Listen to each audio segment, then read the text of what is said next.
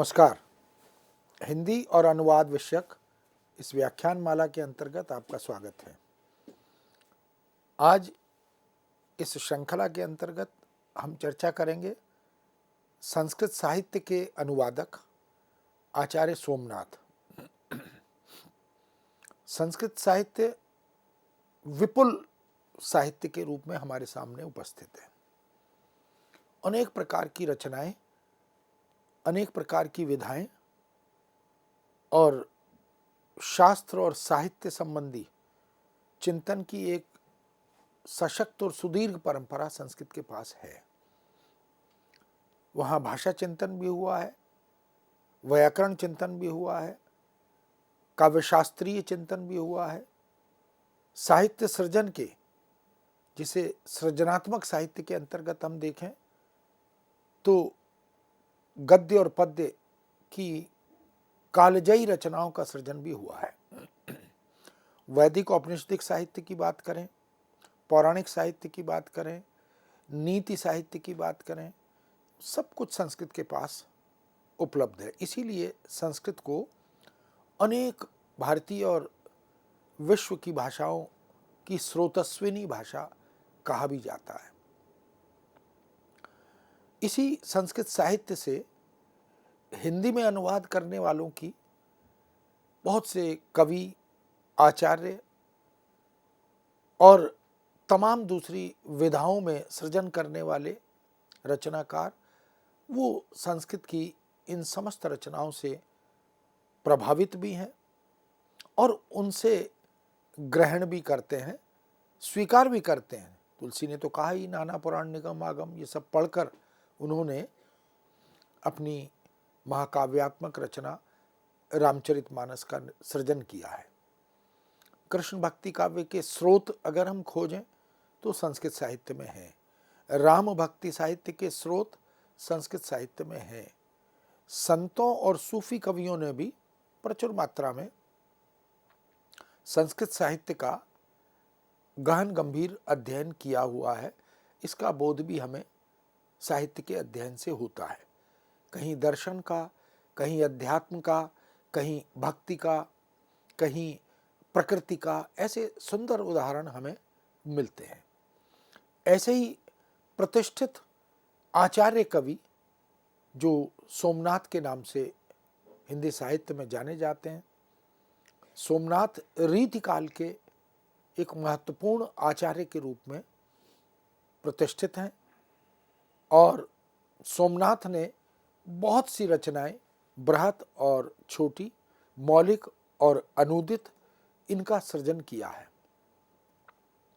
रीतिकाल में हम जानते हैं कि हिंदी साहित्य के इतिहास का जो तीसरा कालखंड है, प्रथम कालखंड को हम आदिकाल कहते हैं, जिसका समय 1050 से 1375 तक संवत की दृष्टि से यह माना गया है। 1375 से 1700 तक का जो कालखंड है उसे भक्तिकाल के नाम से जाना जाता है और संवत 1700 से 1900 तक का जो समय है उसे रीतिकाल कहा जाता है। रीतिकाल के बाद यानी 1900 के बाद ये आधुनिक काल का शुभारंभ माना जाता है। रीतिकाल लगभग 200 वर्षों तक का काल है और इसमें अनेक प्रकार की रचनाएं हम देख सकते हैं लिखी गई हैं, जिसमें अगर विषय वस्तु की दृष्टि से देखें तो भक्ति साहित्य, शास्त्रीय चिंतन का साहित्य और इसी तरह खगोल शास्त्र, युद्ध शास्त्र, नीति शास्त्र, धर्मशास्त्र, भक्ति, अध्यात्म, प्रेम, इन सब पर प्रचुर मात्रा में लिखा गया है।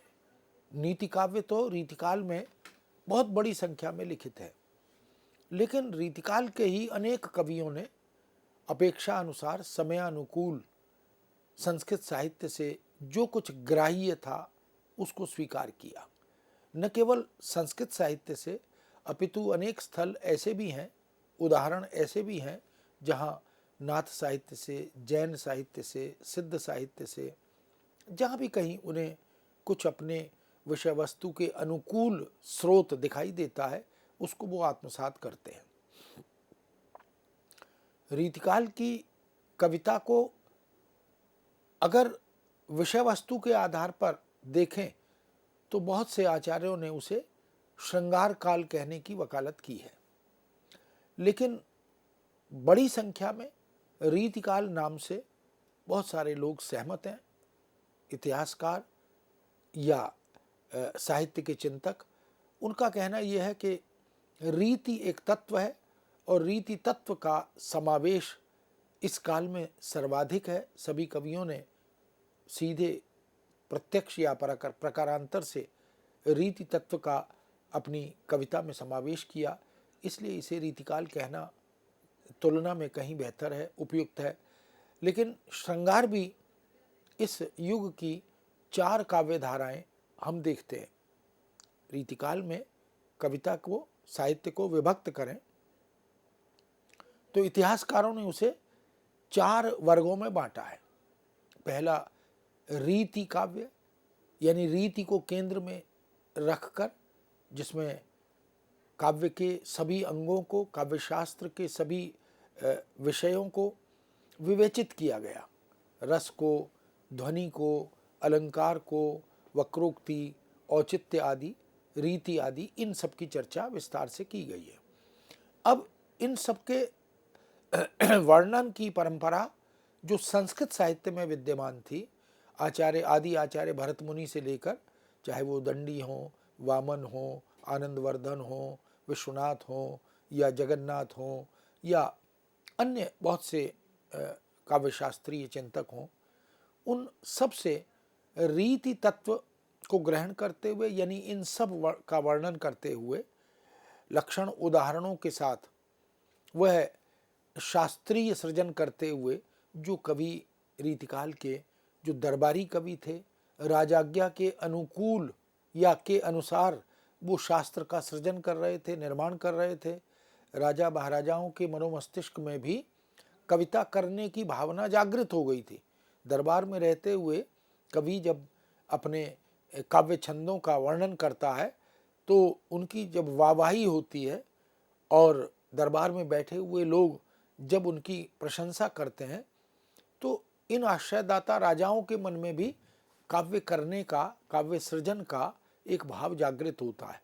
इसीलिए वो दरबार आश्रित कवियों से कहते भी हैं कि हमें भी काव्य सृजन सिखाओ, कैसे किया जाए। उनके दरबार में उनकी जो नर्तकियां हैं, उनकी जो प्रेयसियां हैं, उनको भी कविता सिखाई जाए। इस तरह का आग्रह बहुत से शासकों ने किया है रीतिकाल में। और दरबार आश्रित कवि के पास कोई दूसरा विकल्प नहीं है, क्योंकि वह तो दरबार में आश्रित है, राजा की आज्ञा का अनुपालन उसके लिए एक बाध्यता भी है। इसीलिए रीतिकाल के दरबार आश्रित इन कवियों ने रीति तत्व का समावेश करते हुए जो ग्रंथ सृजित किए, बड़े बड़े प्रतिष्ठित रीतिकाल के जो कवि हैं, जिसमें आचार्य देव हैं, आचार्य मतिराम हैं, पद्माकर हैं, कुलपति हैं, केशव हैं, चिंतामणि हैं, सोमनाथ हैं, ऐसे बहुत से आचार्य हैं जिन्होंने शास्त्रीय ग्रंथों का, और शास्त्रीय ग्रंथों में भी विविधांग निरूपी, सर्वांग निरूपी या एकांग निरूपी, इस प्रकार के ग्रंथों का सृजन किया। तो रीति काव्य इस कालखंड का पहला वर्ग है, और रीति काव्य में ये सभी जो काव्य के अंग हैं या सिद्धांत हैं, उन सब की विवेचना विस्तार से की। लेकिन उल्लेखनीय यह है कि ये जो कुछ वर्णित है, ये जो कुछ ग्रंथों में विवेचित है, निर्मित है, ये इस सब का स्रोत संस्कृत में है।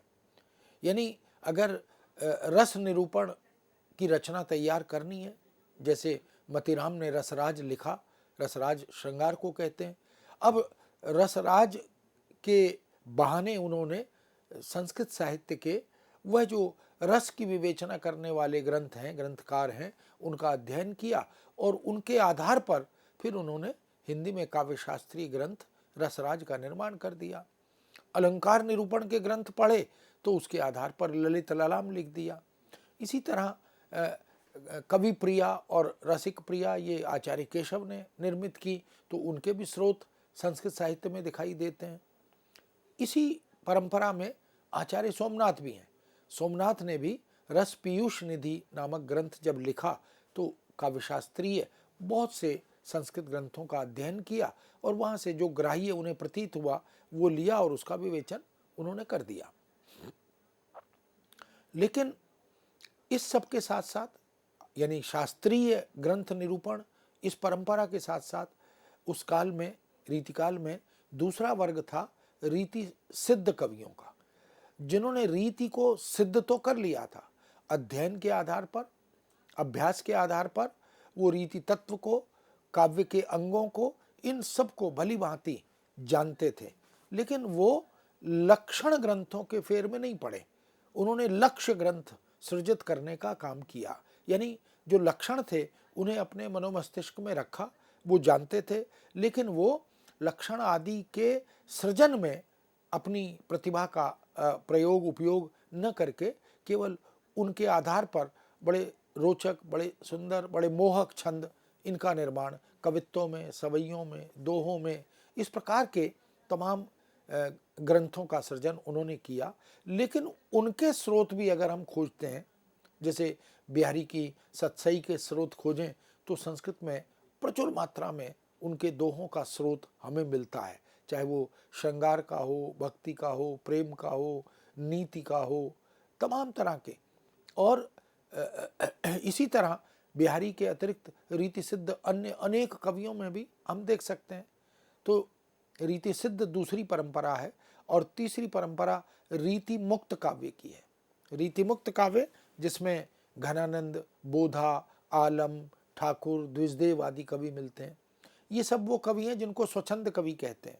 ये वास्तव में रीति तत्व से अलग अपनी एक परिपाटी, एक परंपरा काव्य सृजन की ये चलाते हैं। लेकिन प्रेम तो इनकी कविता का मुख्य विषय है, और श्रृंगार इनकी कविता में संयोग और वियोग दोनों प्रचुर मात्रा में उपलब्ध हैं। तो ये जो तत्व हैं ये भी कहीं ना कहीं अगर हम इनके स्रोत खोजें तो संस्कृत साहित्य में हमें मिलते हैं। और इसी तरह चौथी काव्य धारा रीतिकाल की वह है रीति इतर काव्य। रीति इतर में भक्तिकालीन प्रवृत्ति भी दिखाई देती है, यानी भक्ति की प्रवृत्ति, और रीति की प्रवृत्ति भी दिखाई देती है, लेकिन गौण रूप से। मुख्य रूप से वहाँ नीति है, वहाँ भक्ति है, वहाँ वीर काव्य परंपरा है, और इन सब को उन्होंने, सूफी काव्य भी वहाँ है, संत काव्य भी वहाँ है रीति इतर में। ये सब जो हैं इनमें भी इन कवियों ने, जैसे गुरु गोविंद सिंह ने अगर चंडी चरित लिखा तो उसके स्रोत दुर्गा सप्तशती के हमें दिखाई देते हैं। ऐसे ही भक्ति की अनेक रचनाओं में राम काव्य, कृष्ण काव्य, सूफी काव्य, संत काव्य, इन सब में भी हम देख सकते हैं कि ये परंपरा स्रोत का रचनात्मक उपयोग करती दिखाई देती है।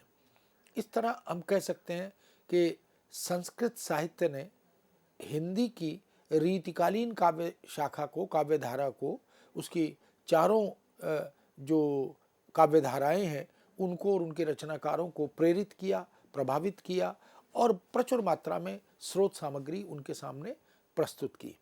तो रीतिकाल वास्तव में एक बड़ा महत्वपूर्ण कालखंड है, जिसमें तमाम तरह की काव्य प्रवृत्तियाँ, काव्य की विशेषताएं ये हमें उपलब्ध होती हैं। साहित्य को देश, काल और समाज के दर्पण के रूप में देखा जाता है, ये हम जानते हैं। और साहित्यकार एक सामाजिक प्राणी है, जीव है। वह जब साहित्य का सृजन करता है तो अपने युगबोध से प्रेरित होता है, और अपने से पहले की परंपराओं का अध्येता भी होता है। वही साहित्यकार कालजयी होता है, उसकी रचनाएं कालजयी होती हैं, जो गहन गंभीर अध्ययन से पूरा साहित्य का रचनात्मक उपयोग आधुनिक काल में या अपने समय के सृजन में विधिवत करता दिखाई देता है। इसलिए काल यानी समय, समाज यानी परिस्थितियाँ, परिवेश, परंपराएं और तमाम तरह के रीति रिवाज आदि, इन सब को साहित्य अभिव्यक्त करता है। यही कारण है कि साहित्यकार का जो सामाजिक ज्ञान है, समाज शास्त्रीय ज्ञान है, वह महत्वपूर्ण हो जाता है। साहित्य कितना भी अंतर्मुखी और वैयक्तिक क्यों ना हो, युग चेतना से विच्छिन्न उसके किसी भी प्रेरक या मार्गदर्शक तत्व का अस्तित्व तो दूर की बात है, उसकी कल्पना भी संभव नहीं है, असंभव है। यानी साहित्यकार अगर अंतर्मुखी होकर भी साहित्य सृजन करता है तो भी, और वैयक्तिक रूप से निजी अनुभवों की अभिव्यक्ति करता है, जैसे रीति मुक्त काव्य में जो कवि हैं उन्होंने अपने स्वानुभूत प्रेम को कविता की वस्तु बनाया, लेकिन वह युग चेतना से विच्छिन्न नहीं रहे। रीतिकाल की जो रीति तात्विक विवेचना है, उसका प्रभाव, जो रीति संबंधी ग्रंथों का सृजन है, उसका प्रभाव भले ही अभिव्यक्ति की दृष्टि से हम देखें, छंदों का प्रयोग उन्होंने वही किया जो रीतिकाल के अन्य कवि कर रहे हैं, भाषा वही चुनी जो रीतिकाल के कवियों की भाषा है, चाहे वो रीति कवि हैं, रीति मुक्त हैं, रीति सिद्ध हैं या रीति इतर हैं। रीतिकाल में जो काव्य भाषा है मुख्य रूप से वो ब्रज भाषा थी। तो संस्कृत साहित्य से ब्रज भाषा में अनुवाद की एक सशक्त परंपरा हमें मिलती है। चंडी चरित भी उसका एक क्रिएटिव ट्रांसलेशन जिसको हम कहते हैं, यानी सृजनात्मक अनुवाद, ये उसका एक उदाहरण है। उन्होंने भी बहुत कुछ दुर्गा सप्तशती से ग्रहण किया। राम काव्य पर जब वो लिखते हैं तो राम की आख्यानों को, आख्यान परंपरा को संस्कृत से उन्होंने अध्ययन करके अपनी दृष्टि से उसकी विवेचना की। गुरु गोबिंद सिंह मूलतः तो पंजाबी के कवि हैं, गुरमुखी लिपि में लिखते हैं, लेकिन भाषा ब्रज चुनते हैं, क्योंकि ब्रज भाषा कश्मीर से कन्याकुमारी तक पूरे भारत में रीतिकाल में कविता की भाषा स्वीकृत हो चुकी थी। इसलिए कोई एक प्रेरक बिंदु, कोई एक मार्गदर्शक तत्व अगर हम उसकी तलाश करें तो निश्चित रूप से वह समाज से, संस्कृति से संबद्ध होता है, उससे प्रेरित होता है। उसके बिना उसकी कल्पना करना संभव नहीं होता। साहित्यकार देश काल और समाज से निरपेक्ष नहीं हो सकता। वो चाहकर भी अगर वो उस धारा के विरुद्ध भी चले तो भी उस पर उस युग के परिवेश का, मानसिकता का, दृष्टि का प्रभाव निश्चित रूप से होता ही है। इसलिए व्यक्तित्व की बात करें तो वह भी उसमें रिफ्लेक्ट करता है या प्रतिबिंबित होता है। तो व्यक्तित्व शून्य साहित्य यह वास्तव में एक कल्पना मात्र है। व्यक्तित्व के बिना, यानी जो रचनाकार है उसका अपना व्यक्तित्व भी रचना में प्रतिबिंबित होता है। जब हम कामायनी को पढ़ते हैं तो प्रसाद का व्यक्तित्व उसमें प्रतिबिंबित होता है। जब हम रामचरितमानस को पढ़ते हैं तो तुलसीदास का व्यक्तित्व उसमें प्रतिबिंबित होता है। ऐसे ही रीतिकाल के शास्त्रीय ग्रंथों, साहित्यिक ग्रंथों, जहाँ कहीं भी, जैसे कृष्ण काव्य परंपरा पूरी की पूरी वो पुरा साहित्य से, पौराणिक साहित्य से, पौराणिक आख्यानों से, कृष्ण के संस्कृत में लिखित साहित्य और स्रोतों से वह प्रभावित दिखाई देती है। इस दृष्टि से परिस्थितियाँ और घटनाएं साहित्यकार के विशिष्ट व्यक्तित्व का निर्माण भी करते हैं। ऐसा कहा भी जाता है कि घटनाक्रम, परिवेश, परिस्थिति और उस युग की सोच, दृष्टि, ये सब रचनाकार को प्रभावित करते हैं। उसके व्यक्तित्व का निर्माण भी उसी से होता है और विशिष्ट कर्तव्य साधन की प्रेरणा उसे उस अपने युग से ही मिलती है। यदि वहाँ उसे दोष दिखाई देते हैं तो दोष निवारण की चिंता वो करता है। वह आने वाले समय, आने वाले युग के समक्ष कुछ ऐसे उदाहरण प्रस्तुत करना चाहता है जिससे वर्तमान समय का जो संकट है, जो चुनौतियां हैं, वो भावी भविष्य में देखनी न पड़े। अतः ये भी कहा जा सकता है कि साहित्यकार की कृतियों में तदयुगीन परिस्थितियों के तत्वों के साथ साथ उसका अपना व्यक्तित्व भी सूक्ष्म भावात्मक सत्ता के रूप में विद्यमान रहता है।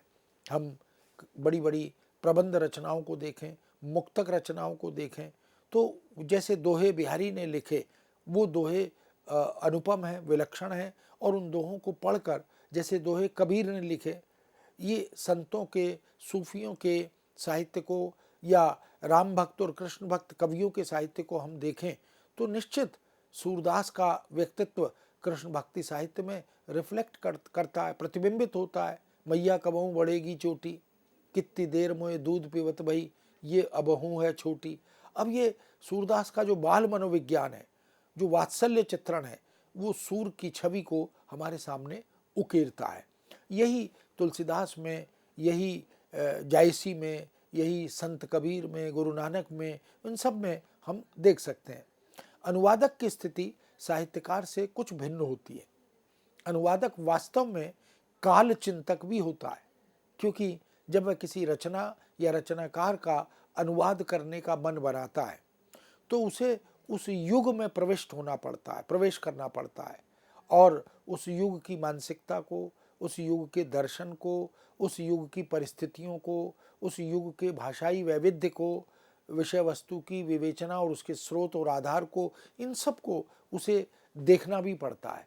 इसलिए अनुवादक का जो धर्म है, अनुवादक का जो दायित्व है, वो मूल रचना और रचनाकार की तुलना में दोहरा हो जाता है, क्योंकि उसे एक तो अपनी स्रोत सामग्री, जिसका वो अनुवाद करना चाहता है, करने का संकल्प ले रहा है, उसका पूरा गहन गंभीर अध्ययन करना होता है। एक प्रकार से उस युग की रचना और रचनाकार के भीतर उसे पर काया प्रवेश की साधना से गुजरना होता है, और दूसरा फिर उसे अपने पाठक की मानसिकता का अध्ययन करना होता है। उसको ये देखना होता है कि मेरा अनुदित सामग्री का जो ग्राहक है, जो पाठक है, वो कौन है, उसकी अपेक्षा क्या है, उसकी भाषाई सीमाएं क्या हैं, शक्तियां क्या हैं, इन सब का भी वो अध्ययन करता है। इसलिए अनुवाद को दोहरे जोखिम की यात्रा कहा भी गया। और इस तरह से ये जो परकाया प्रवेश है, यह अनुवादक के लिए एक साधना है, भाषा की साधना है, शब्दों की साधना है, विषय वस्तु की साधना है, अनुशासन की पृष्ठभूमि की साधना भी है। और वह अनुवादक अपने को बाहर छोड़कर परकाया प्रवेश करता है, यानी उस मूल रचना में, स्रोत भाषा की रचना में प्रविष्ट होता है तो सूक्ष्म रूप से प्रविष्ट होता है, अपने को बाहर छोड़ देता है। और यह बड़ा कठिन काम है। इसीलिए कबीर की वो पंक्तियां, ये तो घर है प्रेम का, खाला का घर नाई, शीस उतारे भुई धरे, तो ये घर में जाई। तो वास्तव में भक्ति और अध्यात्म की तरह, प्रेम की तरह, ये जो अनुवाद का काम है, ये भी कठिन काम है, चुनौती भरा काम है, लेकिन बड़ा सुखद भी है, आनंदप्रद भी है। बहुत से अनुवाद स्वांतः सुखाए होते हैं और बहुत से अनुवाद एक प्रयोजन विशेष को ध्यान में रखकर किए जाते हैं। दोनों में यदि अनुवाद बहुत अच्छा हुआ है तो अनुवादक को एक आत्मिक सुख और आनंद की अनुभूति होती है। क्यों? क्योंकि अनुवादक अध्येता होता है, अनुवादक अनुसंधित्सु भी होता है, शोधार्थी भी होता है। अनुवादक मूल रचना को, रचनाकार को आत्मसात करने की इस साधना प्रक्रिया से गुजरता भी है। तो वास्तव में साहित्य सृजन जिस तरह से अपने आप में एक बड़ी उपलब्धि है, ऐसे ही अनुवाद करने की ये प्रक्रिया, अनुवाद करने का ये प्रतिफल, यह भी एक गहन गंभीर प्रक्रिया का द्योतक बनता है। ये ठीक है कि साहित्य और उसमें भी विशेष रूप से काव्य के अनुवादक पुनर्सृजक होने के कारण साहित्यकार की श्रेणी में समाहित हो जाते हैं। कई बार कवि मन जो होता है, इसलिए कहते हैं कि काव्यानुवाद के लिए अनुवादक का कवि होना जरूरी है। इसलिए जो कविता का अनुवाद है वो गद्य के अनुवाद की तुलना में काफी कठिन है। क्यों? क्योंकि काव्य की प्रक्रिया अलग है, काव्य के अंग अलग हैं, काव्य की तात्विक विवेचना करें तो उसका एक लोक अलग है। इस दृष्टि से कविता का अनुवाद करने वाला अनुवादक पुनर्सृजक होता है, उसे पुनर्सृजन की प्रक्रिया से गुजरना होता है। वह कभी कभी तो एक अलग नई रचना प्रस्तुत कर देता है। अगर कविता का अनुवाद कर रहा है तो वह उसकी अपनी संवेदना, उसकी अपनी प्रतिभा, उसका अपना भाषाई बोध, यह भी समाहित हो जाता है। इसलिए उसे हम एक ऐसे साहित्यकार की श्रेणी में रखते हैं जो पुनर्सृजक हो जाता है, किंतु फिर भी मूल लेखक और अनुवादक, यानी स्रोत भाषा की रचना और रचनाकार और अनूदित रचना और अनुवादक, इनमें अंतर तो रहता ही है, क्योंकि अनुवाद कितनी कठिन साधना से, कितनी तपस्या से किया जाए, वह मूल जैसा तो हो नहीं पाता। कभी मूल से बेहतर हो जाता है और कभी मूल से कम बेहतर रह जाता है। इस तरह मित्रों, ये जो अनुवाद की प्रक्रिया है, ये जो साहित्य के, शास्त्र के अनुवाद सृजन की एक सुदीर्घ सशक्त परंपरा हमें रीतिकाल के कवियों द्वारा प्राप्त हुई है, वो वास्तव में एक बड़ी उपलब्धि है। और उसी परंपरा में आचार्य सोमनाथ को एक अनुवादक के रूप में हम देखते हैं। इस विषय को यहाँ विराम देते हैं, पुनः आपके समक्ष उपस्थित होंगे। आज्ञा दीजिए। नमस्कार।